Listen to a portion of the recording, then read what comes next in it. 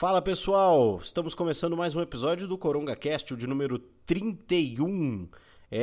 Depois de alguns episódios aí em que a gente entrevistou, em que a gente botou o pessoal para falar, hoje a gente quer falar pra caramba, eu e o Léo Palheiro. Vamos falar um monte de coisa aqui, até um monte de coisa que não faz o menor sentido, que eu tô já segurando já há 10 dias que eu tô sem falar.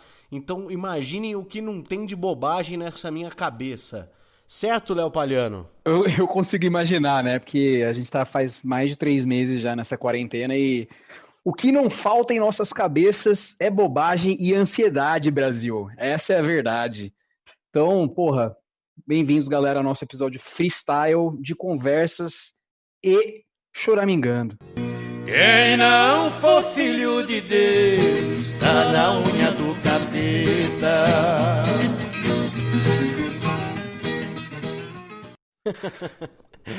E o que a gente vai começar falando, hein? Tem muita coisa pra falar desse nosso Brasilzão, porque seguimos com o mesmo presidente das últimas semanas, dos últimos meses, dos últimos anos, né? Pensando já que estamos na metade de 2020, já 1 ano e 6 meses do governo Bolsonaro, e parece que a coisa vai ficando cada vez pior.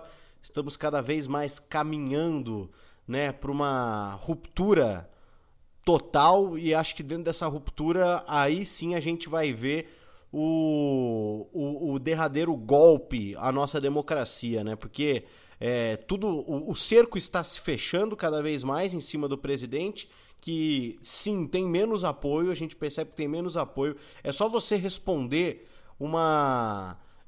um tweet do Bolsonaro, quem já fez isso há algum tempo, responde agora no tweet de Bolsonaro, você vai ser muito menos atacado.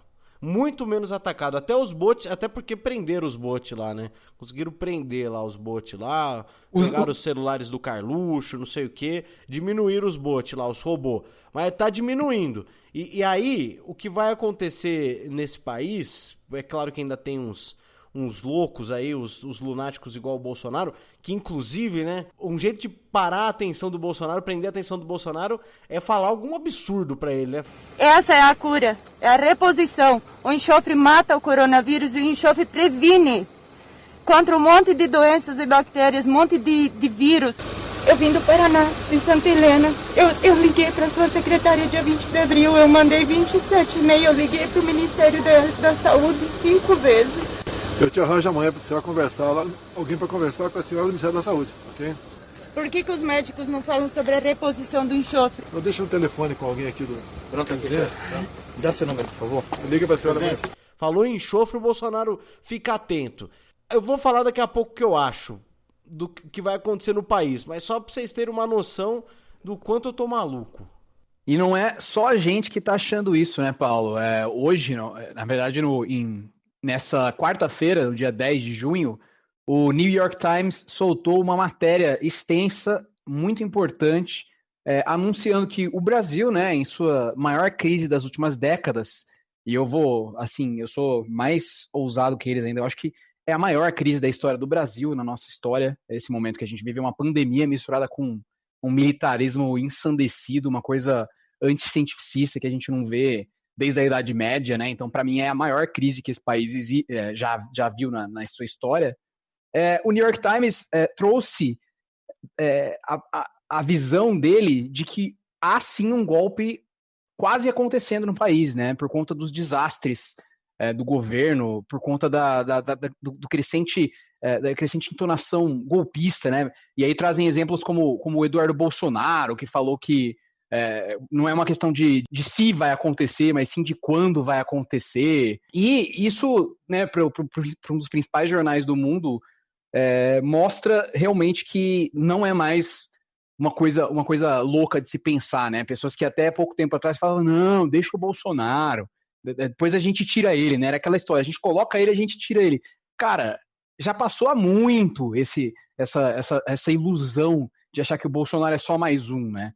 De fazer aquela falsa simetria com o PT. Ou era o Bolsonaro, ou era o PT, e assim, ainda ter gente que tá meio que nesse barco de não entender realmente qual que é a nossa situação. Precisou do New York Times, né, já que alguns jornalistas do nosso país não reconhecem essa urgência, para jogar na cara de todo mundo, né? Jogar na cara de todo mundo uma reportagem que viralizou e, assim, dá vergonha da gente aqui, né? Desse lugar que parece que a gente está sozinho, falando para poucas pessoas ouvirem, né? Para poucas pessoas que realmente estão querendo levar o debate para uma coisa construtiva, né? Para uma discussão de, beleza, quais são os próximos passos? O que a gente precisa fazer? Não, a gente tem um presidente da Câmara que se acovardou, né, completamente, falando na quarta-feira mesmo, que não é um momento de impeachment, que não é um momento de pensar isso. Tá comendo bolo, né? Exato, para comer bolo, para ficar falando de discursos bonitos de união dos três poderes, enquanto jornalistas são atacados, enquanto pessoas estão morrendo, né, por conta do coronavírus e por conta do completo descaso desse governo em atender essas populações, né? Inclusive escondendo dados, como fazem os países mais autoritários do mundo, a Coreia do Norte, por exemplo. Então, a situação não é bonita, Paulo, não é bonita. E aí, retomando o que eu queria falar a respeito dessa movimentação que a gente tem que fazer como sociedade, que é cobrar os órgãos competentes com relação ao impeachment, ou não só ao impeachment, né? Hoje a gente viu aí um passo importante aí por parte do nosso STF, porque esse inquérito das fake news aí, né? Pode sim não só derrubar o Bolsonaro, como caçar a chapa, e aí a gente já conseguiria numa só, né, derrubar essas duas preocupações, né? Porque, né, tem aquela questão mas vai tirar o Bolsonaro, vem o Mourão, que é tão pior quanto, que é mais moderado, que é mais raposa, que é mais inteligente. Verdade. Então, quem sabe a gente pode até vislumbrar uma possibilidade de tirar os dois por conta dessa questão das fake news, que o Léo pode explicar melhor daqui a pouco, que eu acho importante. Agora, o que eu quero falar independente do impeachment ou se derrubarmos a chapa e tudo mais, o Bolsonaro, ele não vai sair, ele não vai se levantar da cadeira e falar, poxa vida, perdi aqui, impeachment, fui empichado. Beleza, ô Mourão, né, caso ele seja empichado. Ô Mourão, tô aqui a minha faixa do presidente, bom governo aí, viu, pra vocês, vou estar torcendo pro Brasil, eu e meus filhos, né, você sabe, meus filhos são patriotas, né, pra caramba, os meninos bons, né, os meninos esforçados, e aí, Mourão, boa sorte, ou, né, chapa caçada, vamos caçar a chapa, aí, caçar a chapa, Mourão, vamos sair, Mourão, vamos lá, então. Ô, Carluxo, Dudu, Flavinho, vamos sair de cabeça erguida aqui. Fizemos o que a gente podia, infelizmente. Obrigado, Brasil, obrigado, pessoal. Estamos saindo aqui. Valeu, turma. Bom, queria desejar sorte aí pros próximos. Não é fácil governar o Brasil. Isso não vai acontecer, gente. Isso não vai acontecer. O que vai acontecer é que o Bolsonaro vai bater o pé, ele não vai aceitar, seja o impeachment, seja a cassação da chapa, seja qualquer coisa. Ele vai criar um poder paralelo. O impeachment não é o final.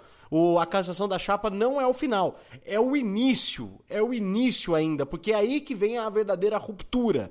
Porque o que estamos vendo nesses últimos dias? O que o Bolsonaro queria colocar em prática, o controle da Polícia Federal, ele está usando a Polícia Federal por questões políticas. Prova disso, tudo bem, o Whitson pode ser um safado, né? Hoje tomou uma lavada, né, com relação à votação lá do impeachment de abertura do processo 69-0, né? Tomou uma lavada. Por quê? Porque é safado.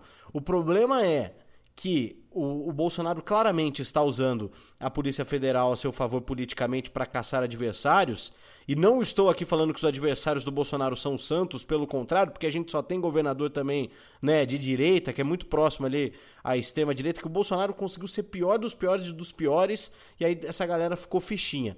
Não tô fazendo defesa de ninguém, não sei se tem inocente nessa história de, né, que é uma vergonha pensar em relação à superfaturamento das coisas, né, coisas envolvidas ao combate, à tentativa de salvar vidas, né, e os políticos fazem, mas essa é uma narrativa perfeita para o Bolsonaro, perfeita. Então, seus políticos, seus governadores, quando vocês forem pensar, seus secretários e não sei o quê, né? Porque às vezes, né, nem chega no governador, mas ele coloca gente ruim lá.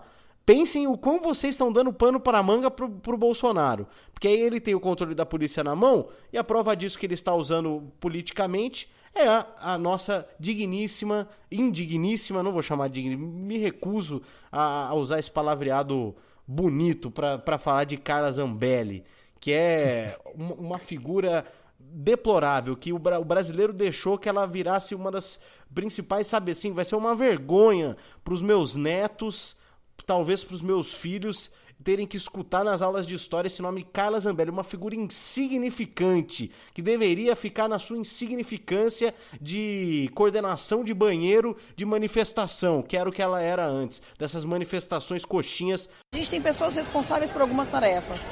Eu sou responsável por controlar o banheiro. Algumas pessoas... Mas como assim controlar o banheiro? A Fiesp liberou o banheiro pra gente. Então a gente tem uma lista, só pode entrar quem tem o nome na lista. Que começaram com esse fascismo, esse anseio fascista, né? Com aquele bonecão inflável do Moro, o pichuleco do Lula, tudo isso, né? Começou tudo aí. E essa figura da Carla Zambelli acabou crescendo e virou alguém ali de confiança do círculo bolsonarista. E aí, a dona Carla Zambelli, que é uma deputada federal, fica no seu Twitter falando mãe Zambelli, mãe Carla, que está adivinhando que agora a Polícia Federal vai fazer operação em São Paulo.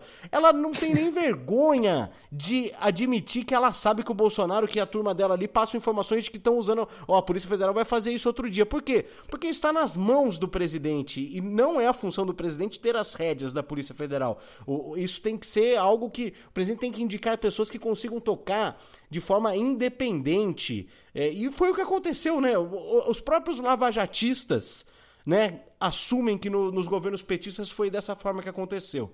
Então a gente tem o exemplo prático no Brasil do que é uma PF longe de interferência de governo. Então, uma deputada saber o que vai acontecer é uma vergonha. Jornalista ter boas fontes é uma coisa. Agora, a deputada ficar falando de mãe de não sei o quê, pelo amor de Deus, gente, tá descarado. É descarado o que tá acontecendo. Exato. Lembrando para todos os ouvintes aqui, pela 10ª vez que a gente fala, a Carla Zambelli é casada com o coronel Aginaldo de Oliveira, que é o diretor da Força Nacional de Segurança e que estava no Ceará sendo líder do motim policial, sendo líder das milícias que tentavam se apossar daquele estado e fazer aquele motim completamente ilegal, né? E eu acho que vale a gente conversar aqui sobre o que está acontecendo no Tribunal Superior Eleitoral, né? Porque foi adiada a decisão do pedido por conta de um pedido de visto pelo ministro Alexandre de Moraes, né? Que pediu mais tempo para analisar o caso. E esse processo dentro do TSE seria o processo que cassaria a chapa do Jair Bolsonaro e do vice-presidente Hamilton Mourão, né? E só para deixar bem claro e bem contada essa história, as ações começaram a ser julgadas em 2019, mas a decisão foi adiada lá atrás por conta de um visto apresentado pelo ministro Edson Fachin, que a gente vai falar dele aqui ainda, né? E o que está sendo analisado nesse caso é se houve algum benefício à chapa Jair Bolsonaro-Mourão nas eleições de 2018 em razão de ataque a um grupo de mulheres contrárias a Bolsonaro, né, que foi criado numa rede social, né? E outras 6 ações estão tramitando nesse tribunal. Dessas, 4 apuram supostas irregularidades na contratação do serviço de disparos em massa de mensagem pelo aplicativo WhatsApp durante a campanha eleitoral. Assim, então, para todo mundo entender, o que está sendo analisado no TSE, que pode causar a cassação da chapa, que é o melhor dos mundos, são essas práticas novas da política global, de se utilizar o que há de mais moderno na tecnologia para induzir pessoas a pensarem de determinada forma, para induzir pessoas a se manifestarem mais em relação a determinado assunto, para subverterem a verdade, para trazer um fato solto assim e repetir tanto que na cabeça das pessoas que estão recebendo aquilo se transforma em verdade, né? Além disso, está rolando no Supremo Tribunal Federal, né, a discussão sobre o inquérito das fake news, e isso um tribunal separado, né? Nessa quarta-feira, o que aconteceu foi que o Supremo adiou para o próximo dia 17 o julgamento da ação que pede o arquivamento do inquérito das fake news, né? E esse inquérito, que está dentro do STF, apura disseminação de boatos e ameaças em redes sociais contra membros da própria Corte do Supremo.